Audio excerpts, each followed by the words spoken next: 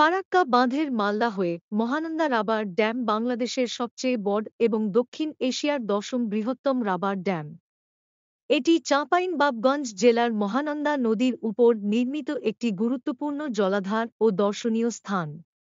এই রাবার ড্যামটি পানির প্রবাহ নিয়ন্ত্রণ, সেচ সুবিধা বৃদ্ধি এবং কৃষি উন্নয়নে গুরুত্বপূর্ণ ভূমিকা পালন করে। এছাড়াও এটি এলাকার জলবায়ু ও পরিবেশের ভারসাম্য রক্ষায় সহায়ক। মহানন্দা রাবার ড্যাম নির্মাণের মূল উদ্দেশ্য ছিল মহানন্দা নদীর পানির সঠিক ব্যবহার নিশ্চিত করা এবং কৃষি জমিতে সেচের সুবিধা প্রদান করা। এটি স্থানীয় কৃষকদের জন্য একটি বড় সুবিধা বয়ে এনেছে, যা তাদের ফসল উৎপাদন বৃদ্ধিতে সাহায্য করছে।